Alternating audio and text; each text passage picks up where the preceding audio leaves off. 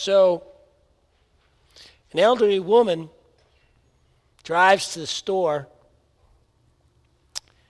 She gets out of the car and immediately realizes after she locks the door that she's locked her car keys in it.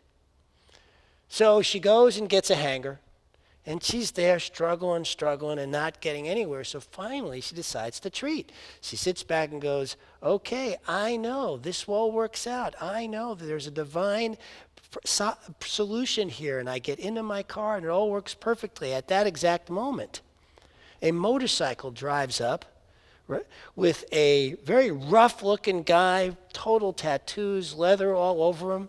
He gets off the bike, walks over to the car, opens it in 15 seconds. Elderly woman goes, thank you for sending this really nice man to me. Guy goes, lady, I'm not a nice man. I just got out of prison for Grand Theft Auto. She goes, thank you for sending me a professional.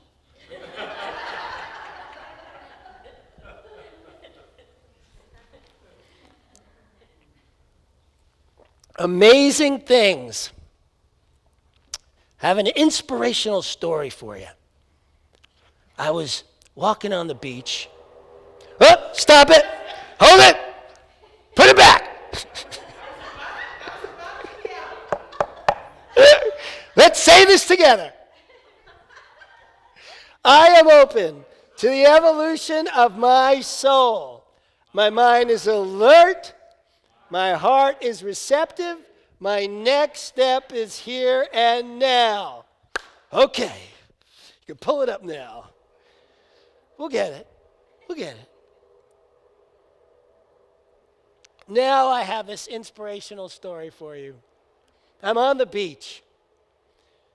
I have sunscreen on, and I'm wearing my hat and sunglasses, so the sun feels just right. The temperature is perfect.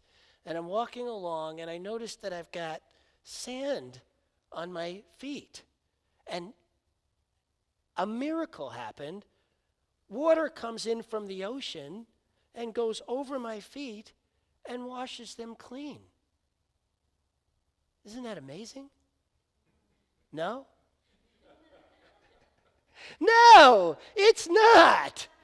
That's not what creates amazing things. The guy I spoke about last week who drugged 75 people out one by one during a storm of bullets and bombs. That's amazing. What makes amazing is hardships. What makes amazing is when things don't go well. In fact, the more bad they go, the more amazing the opportunity is. That in fact, we get offered our opportunities of amazingness every time something hard happens. So what we want to be is not discouraged. What we want to be is not running away and feeling like this is hopeless and we're down. We need to be going, okay, this is my opportunity. Great. This is hard enough where I can really create something amazing here. But to do that, to create something amazing, you got to believe. You got to know that you are a powerful, creative, spiritual being. That the heart of who you are comes out of the divine. So of course you stand on solid ground and have the ability to create amazing things. You got to know that the harder it is, the more amazing the result can be. Now, you guys know I'm not a big Bible guy, but I do like Jesus' parables. And he's got this one about this one guy who builds his house on rock, and this other guy who builds his house on sand. The same amazing storm hits both of them, just pouring down on them with the winds blowing and everything going on. And the guy who built on sand, his house blows away. The guy who built on rock, his house is still standing. You got to build your house on rock. You got to know that you have a firm foundation in the divine. And if you know that, the only result that can come from anything hard is amazing. That's how that works.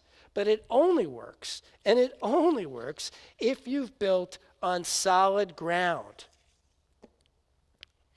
Every single inspiring story I've ever heard starts out with a really rough time. I heard about this woman who, after 7 years out of college, lost her marriage, had no job, and had a small child to take care of. In the midst of all this, she gets sick.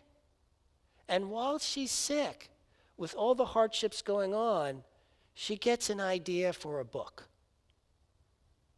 But to write that book, she goes on welfare. So she's on welfare, she's writing this book, trying to take care of her son, and everybody telling her, stop, you got to go get a job. You have a kid to support. You can't not be writing this book. But she does it anyway because she knows it's hers to do. She finishes the book, sends it out to every publisher. All of them turn her down. She continues until finally a publisher says, okay, but you know, children's books don't sell very well, so we're not giving you hardly any advance, and there's really not much that will probably come of this. Now, the book was Harry Potter. And that woman who was told there wasn't much going to come of it, J.K. Rowling, is the richest writer that ever lived. She is not a millionaire. She is a billionaire. From on welfare to a billionaire. Because she had a solid enough ground underneath herself to know that what was hers to do was going to work out in the long run and be amazing, and it was. I mean, what's turned out there is just extraordinary. You take that hard time, you take that whether it's a diagnosis or loss of job or loss of relationship, having no money, not sure what's going to happen next, and know that because that's happening to you, you get to rise because you are a divine being of power. You are a divine being of power. And by knowing that, of course, how hard it is means how good it's going to be. I heard this great story about this young salesman who is being trained, and during the training, he's told that you're really going to, as all the doors you knock on, door-to-door salesman, all the doors you knock on, you'll probably sell 1 in 10. So he goes out on his first day, knocks on the door, first lady just slams the door in his face. And he's out there with somebody else who's been doing this a really long time. And the guy laughs when that happens. The kid laughs. So they go down to the second house, and sure enough, once again, the door gets slammed in his face, and the kid laughs again. And the pro, who's been doing this forever, is kind of looking at him and go, he sure is taking this well. So they go around the next house, and that one is open, so he gets to say a couple words before she says no and closes the door. Next house, same thing happens, no. And as each one of these is happening, he's getting more and more excited. And the pro can't believe what he's seeing, so finally he asks him, he's like, what's going on with you? I mean, all you've gotten is rejection after rejection and rejection, and you keep getting more and more excited. And he goes, well, the guy said I'm going to sell 1 in 10, so that just means I'm getting closer. If you hold your hard times that way, can you feel the difference in how it will impact your actual results? That's the key. Now, of course, we're just talking about sales. We're not talking about cancer or death or broken relationships or anything like that. But those hard times do reap incredible benefits. I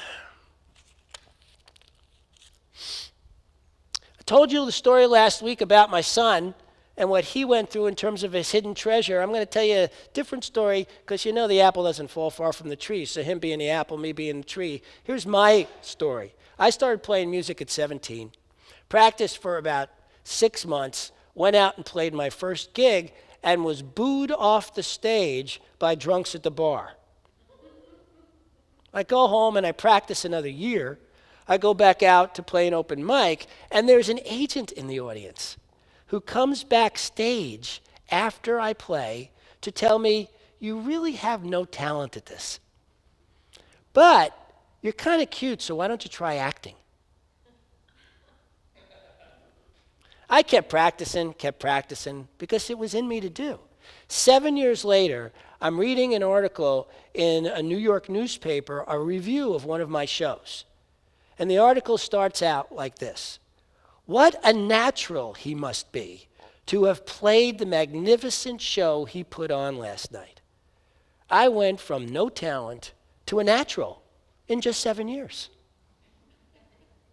That's what's possible when you're willing to go beyond what you think is hard, when you go beyond what you think is not possible. You know, when Jesus went out into the desert, even though, we hear the story about the 3 wise men going there, he really went out as an ordinary man into that desert trying to discover what his relationship with God was.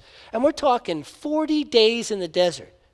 Now, I don't know if you've ever spent any time in the desert, but the odds are if you did, you brought water, you brought some cover for the sun, and you probably were in an air-conditioned car.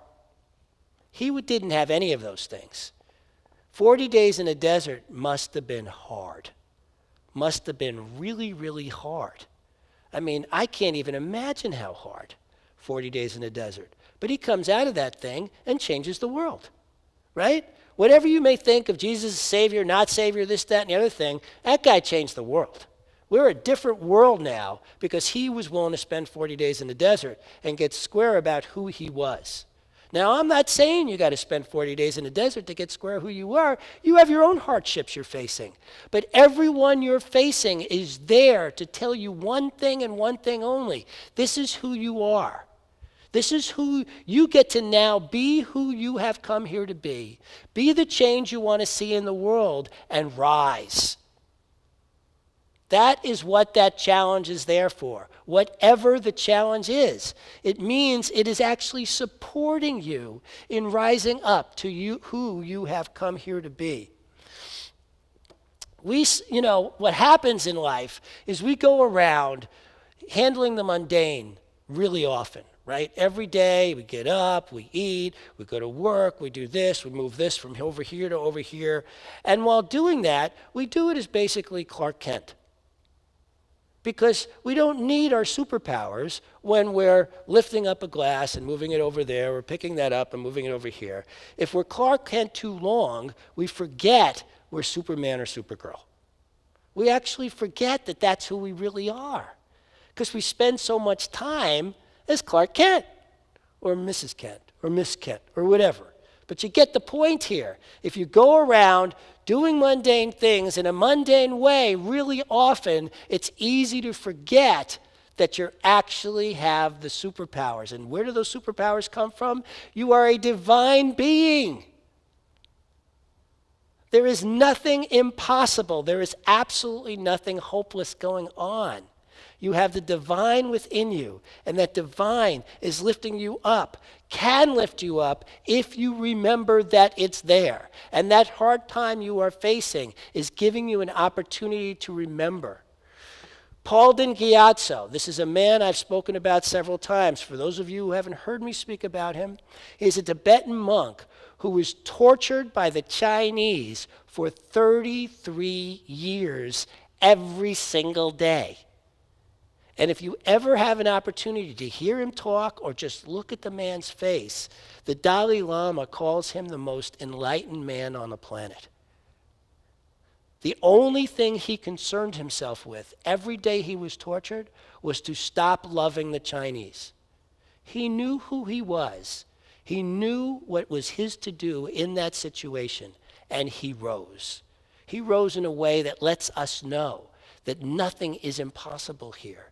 There is no circumstance, no matter what is going on in your life, that is too big for the God being you are and the love that you hold within your heart. Amazing things are always, always available to you to rise to that point where there's nothing more. Reverend Trish calls it putting on your big girls and big boy pants. That's what we have here. That's what's possible when we're willing to stop being big babies and instead say, okay, I've got the power here. This is mine to do, and I can rise in the midst of this.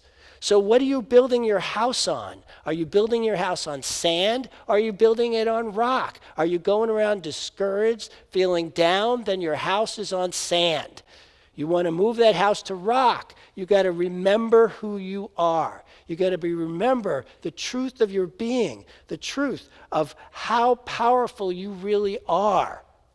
I heard a story about a woman in the early 1900s who, when she was 19 months old, had a fever that left her blind and deaf. And her family didn't expect much out of her. They had means, so they hired a woman to come and teach her sign language and Braille, but they just figured, the best we can expect here is that this woman can, this girl will grow into a woman that at least doesn't act so much like an animal, which is how they treated her and how she behaved up to that point, like one of the dogs or cats in the household.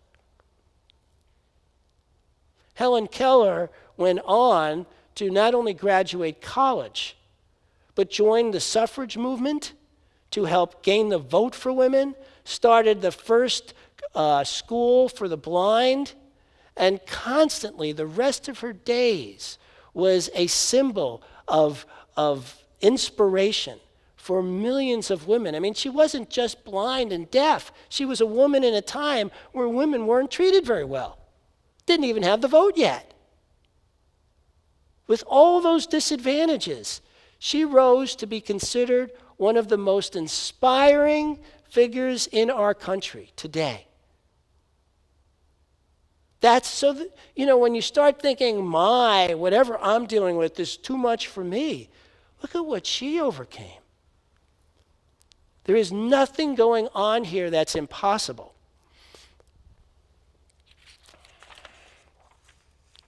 Her family, they wrote her off. So she didn't have a lot of support. She was lucky to have a teacher who was like, this girl's got more going on. So you may have family that's written you off, that doesn't, or people around you who are not thinking of you as the divine, powerful, creative, spiritual being you are. Don't let that discourage you. It doesn't change who you are. Build your house on rock. Build your faith on rock. Build your faith in a way that will hold you up.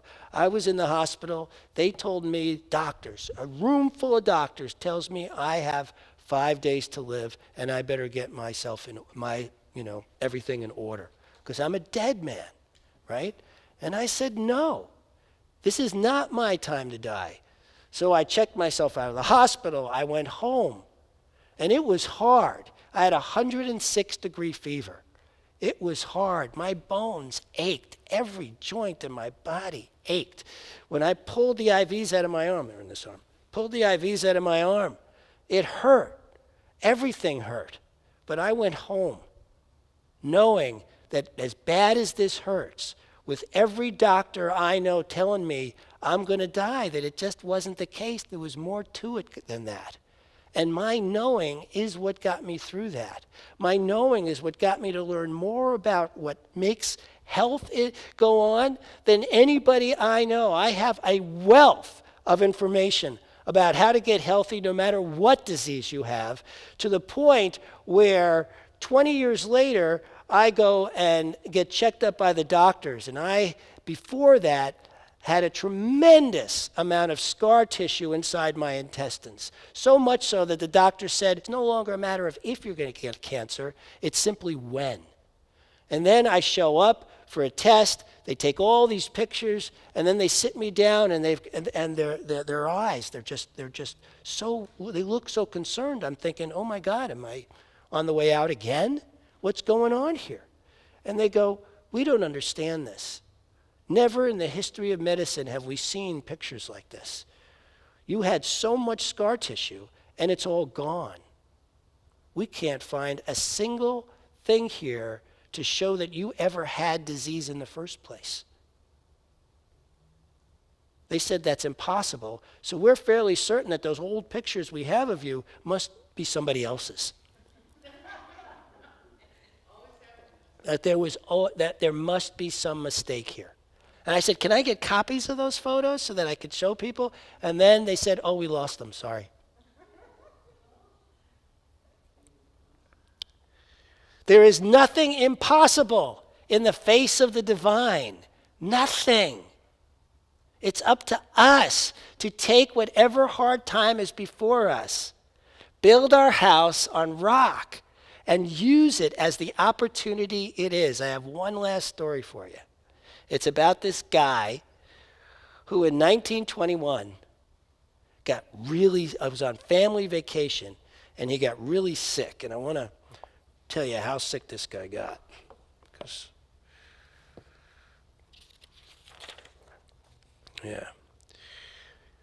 Fever, paralysis, facial paralysis, prolonged bowel and bladder dysfunction, numbness, hypersensitivity in his skin. Now, over time, most of those symptoms went away for a while, but all his life, he faced respiratory failure, urinary tract infections, injuries to the bladder and urethra, ulcers, clots, malnutrition, and yet the guy who spent the rest of his days in a wheelchair got elected governor to New York in 1929 and then became president in 1932. The first disabled president, Franklin Delano Roosevelt. This disabled guy, who was always dealing with health issues, went on to guide this nation through a depression and then almost all of World War II successfully. There's a guy who wasn't going to let a disability knock him down. Lots of folks would have said, you have a right. He had plenty of money. He came from a family of money. So he could have just spent the rest of his life taking it easy. Instead, he took his hardship, put it to work, and made our country a better place because of it. The Smithsonian rates him as the third greatest president of all time, behind George Washington and Abraham Lincoln. A disabled guy won the bronze medal for the Presidential Olympics, right, without getting a handicap for being disabled. I mean, this is extraordinary. That's an amazing story. That's what's possible. It doesn't matter what you're dealing with, what disability, what illness, what job loss, what finances, whatever hardship you're facing is an opportunity to rise to the amazing. You have amazing things in your future. All you got to do is declare it, to know it, to stand for it, and it's yours. I love you.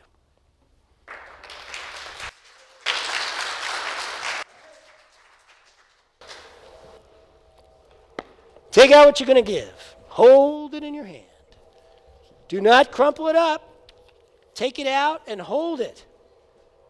This is power. This is energy. This is God. You don't want to miss this opportunity to put forth your power into life, because in the law of circulation, it returns to you multiplied abundantly what it is you put out. So take this opportunity to know the God truth about the energy that we call money right now that you are sending out. And let's repeat our affirmation together.